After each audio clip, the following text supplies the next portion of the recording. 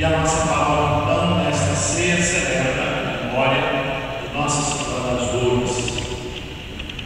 Nossa Senhora das Dores é a padroeira principal da nossa diocese. E uma memória oportuna é vista que em muitos lugares, na noite de hoje, nós encerramos a chamada Semana da Paixão, Semana das Dores, e damos início à Semana Santa.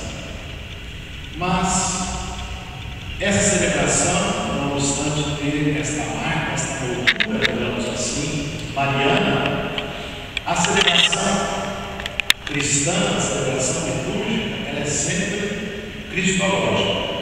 O centro é o Senhor Jesus. E nós ouvimos na primeira proclamação uma palavra importantíssima, a obediência. Obediência, que muitas vezes é mal interpretada, que é obedecer. A raiz da palavra obediência vem de ouvir, escutar.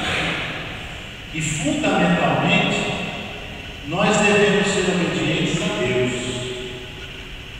E como é que nós obedecemos a Deus? Ouvindo a sua palavra, ouvindo as exortações que nascem da palavra, mas também ouvindo a Deus na nossa consciência, no silêncio do nosso coração.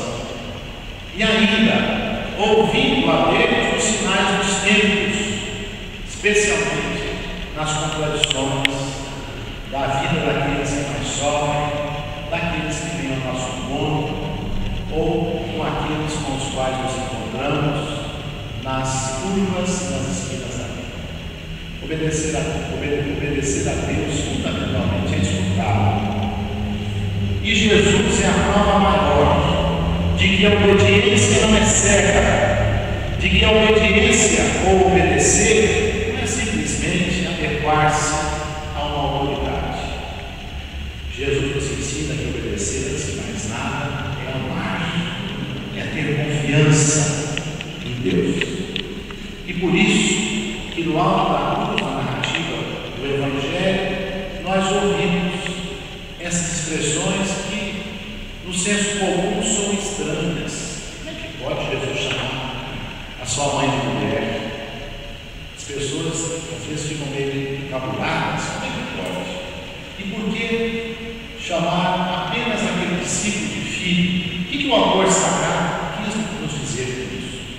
Primeiramente, que a Beatíssima Virgem Maria, Maria de Nazaré, ela está dentro de uma crença, está dentro de uma comunidade que nós poderíamos chamar o resto santo de Israel. Ela representa aqueles judeus, aquelas judias que acreditaram em Jesus, que não se deixaram levar pelas manipulações daqueles que queriam que Jesus fosse sacrificado.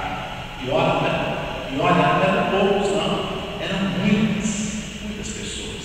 Como ao longo desses 2 mil anos, nós encontramos o chamado resto santo de Israel.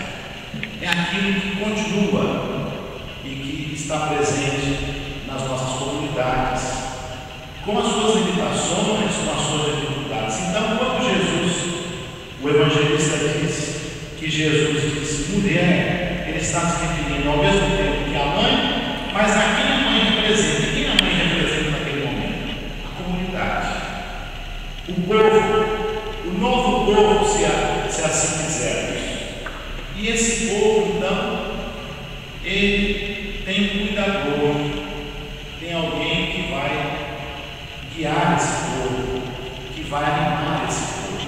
E aí, poderia ser Pedro, mas o quarto evangelho fala o discípulo que ele amava, que não significa apenas também João, mas todos aqueles homens e mulheres que de fato amavam Jesus, que acreditaram contra toda a descrença que ele era o Messias, que ele era o Salvador. Então, essa palavra nos encoraja a celebrar esse mistério que amanhã, por exemplo, nos proporcionará a experiência de Jesus que é aclamado, mas ao mesmo tempo que é odiado. brados, hosana ao Filho da vida, depois se cessa e no lugar que crucificam. Nós vamos caminhando e aí na quinta-feira nós temos a experiência de um Messias que não é rei, mas que tira a coroa, tira o manto e consagra um novo reinado, o reinado do serviço, que é o Laodice. E depois, na sexta-feira, nós experimentamos o grão que cai na terra e morre. Mas não fica apenas esse grão morto. Nós vamos celebrar depois com toda a igreja no sábado santo a luz que triunfa sobre as trevas. Nós vamos benzer o fogo novo e poderemos proclamar que aquele que foi suspenso no madeiro não é maldito, mas aquele que foi suspenso no madeiro é o nosso Salvador. Então que nós possamos caminhar nessa semana com os pés teológicos e ao mesmo tempo com grande sensibilidade com aqueles que nós teremos contato, nossa família, nossos amigos, e que juntos possamos celebrar bem esses mistérios. De tal sorte que essa Semana Santa nos devolva melhores